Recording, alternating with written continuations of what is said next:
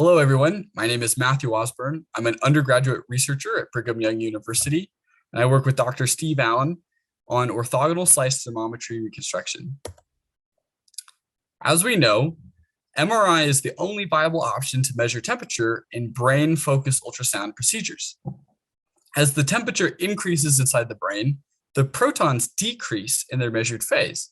This allows us to easily determine the temperature changes occurring inside of the brain. This has some limitations. The first is that MRI has a very limited frame rate.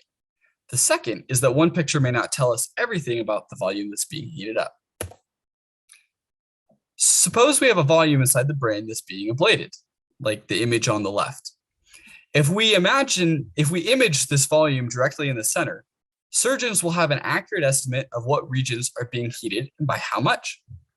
If we image a slice that is not centered in the volume, surgeons may incorrectly believe that the volume is centered somewhere it isn't, and they may also mistakenly believe the temperature to be lower than it actually is.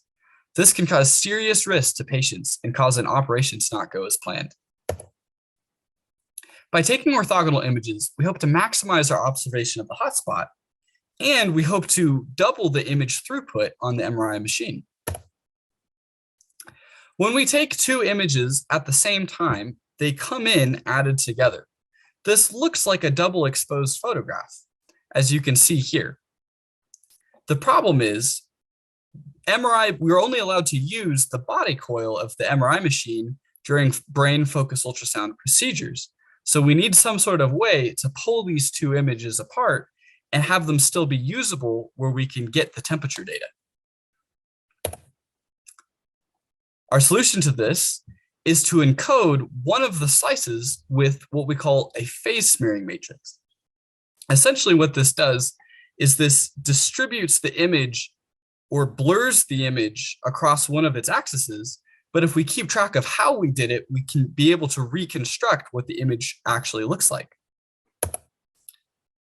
So in practice, this looks like one slice being unaffected and another slice being smeared. And when we measure it off the body coil, it looks like this. Believe it or not, this image actually has a better chance of being separated into usable temperature maps than if we had just taken them with no modification. We can model the system as a set of linear transformations and then find an optimal solution using the ADMM algorithm. Our scanner data was simulated in MATLAB by introducing varying noise profiles into a noiseless scan. Thermometry calculations were solved using the ADMM algorithm. We simulated 3 separate sonication profiles at 30 different noise levels to determine how our model would perform under low and high signal-to-noise ratios. Here are our results. In high signal-to-noise ratio conditions, our system works quite well. However, once we hit low signal-to-noise ratios, something that would be experienced in clinical practice, our model does not work well at all. This graph shows how the precision of measurement changes as our signal-to-noise ratio changes. The single slice method of thermometry that's used in clinical practice operates within half a degree of the truth only when the signal-to-noise ratio is 15, roughly 15 or greater. Our method only operates in that same region if our signal-to-noise ratio is 25 or greater. There isn't imaging techniques available to us today that allow us to get a signal-to-noise ratio of 25 while the focused ultrasound device is inside of the MRI machine.